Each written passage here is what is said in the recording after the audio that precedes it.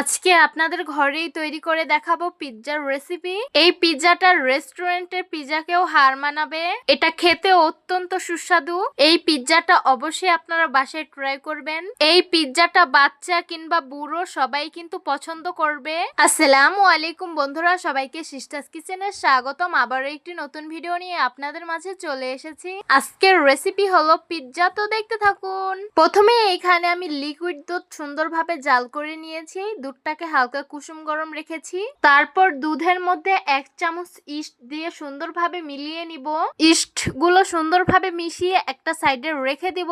তারপর একটা পাত্রে পরিমাণ মতো ময়দা নিয়ে নিয়েছি, পরিমাণ মতো চিনি দিয়ে দিব, স্বাদ মতো লবণ দিয়ে দিব, পরিমাণ মতো গুঁড়ো দুধ দিয়ে দিব, পরিমাণ মতন সয়াবিন তেল দিয়ে দিব। তারপর এই শুকনো উপকরণগুলো হাতের সাহায্যে খুব ভালোভাবে মিশিয়ে নিব। শুকনো উপকরণগুলো হাতের সাহায্যে খুব ভালোভাবে মিশিয়ে নিয়েছি। যেই লিকুইড দুধটা সাইডে রেখেছিলাম সেটাই এখন আটায় দিয়ে সুন্দরভাবে মেখে নেব। ময়দায় যদি লিকুইড দুধ না হয় তাহলে আপনারা চাইলে পানিও ব্যবহার করতে পারেন। এই তো সুন্দরভাবে হাতের সাহায্যে একটা ডো বানিয়ে নিয়েছি। তারপর এটাকে কিছুক্ষণ রেস্টে রেখে দিব ঢেকে। তারপর চুলায় একটা প্যান বসিয়ে দিয়েছি, সামান্য তেল দিয়ে দিয়েছি। এখন দুটো ডিম দিয়ে দিব, সামান্য লবণ দিয়ে দিব আর ডিমগুলোকে সুন্দরভাবে ভেজে নিব। এই ডিম দুটো ভেজে নিলাম পিৎজা সসের জন্য। ডিম ভাজা হয়ে গেছে, এখন একটা পাত্রে উঠিয়ে নিব। এইখানে আমি কিছু মুরগির মাংস নিয়েছি। স্বাদ মতো লবণ দিয়ে দিব, পরিমাণ মতো হলুদ মরিচের গুঁড়ো দিয়ে দিব, সামান্য সস দিয়ে দিব। তারপর এই সবকিছু হাতের সাহায্যে খুব ভালোভাবে ম্যারিনেট করে নেব। প্যানে সামান্য পরিমাণ তেল দিয়েছি। ম্যারিনেট করেছিলাম চিকেন গুলো, সেটাই এখন দিয়ে সুন্দরভাবে ভেজে নেব। চিকেন গুলো সুন্দরভাবে ভেজে নিয়েছি, এখন একটা পাত্রে উঠিয়ে নিব। চিকেন ভাজা তেলে এখন আমি পেঁয়াজ গুলো ভেজে নিব। পেঁয়াজ গুলো সামান্য পরিমাণ ভেজে নিয়েছি, এখন একটা পাত্রে উঠিয়ে নিব।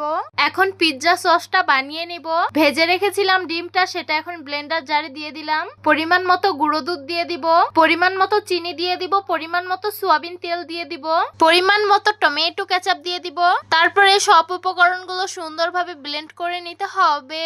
তো দেখতেই পারছেন আমি সুন্দরভাবে এটাকে ব্লেন্ড করে নিয়েছি। গুলিয়ে রেখেছিলাম ময়দার ডোটা, দেখতেই পারছেন কি সুন্দর ফুলে গেছে। এইখানে আমি দুটো পিৎজা বানাবো, তাই দুটো ডো বানিয়ে নিব। সামান্য ময়দার গুঁড়ি দিয়ে এটাকে সুন্দরভাবে বেলে নিব। আমরা কিন্তু আপনাদের খুবই সিম্পল ভাবে রেসিপি দেওয়ার চেষ্টা করি, যাতে এটা আপনারাও বাসায় ট্রাই করতে পারেন। বাই দ্য ওয়ে, আমাদের মাটির চুলার ভিডিও আপনাদের কাছে কেমন লাগে অবশ্যই কমেন্ট করে জানাবেন। এখন এই রুটিটাকে হাতের সাহায্যে চেপে চেপে সুন্দরভাবে একটা শেপ দিয়ে দিব, আর এই রুটিটা ভাজার সময় যাতে পুরো ফুলে না যায় তার জন্য। তারপর এই কাঁটা চামচ দিয়ে সুন্দরভাবে পিৎজার একটা শেপ দিয়ে দিব। আপনারা একবার দেখলেই বুঝতে পারবেন আমি কিভাবে করছি এটা। পিৎজার শেপ আমি সুন্দরভাবে দিয়েছি। চুলায় একটা প্যান বসিয়ে দিলাম, তারপর পিৎজাটা দিয়ে দিলাম। এক পাশ হয়ে গেছে, এখন উল্টে অপর পাশটি ভেজে নেব।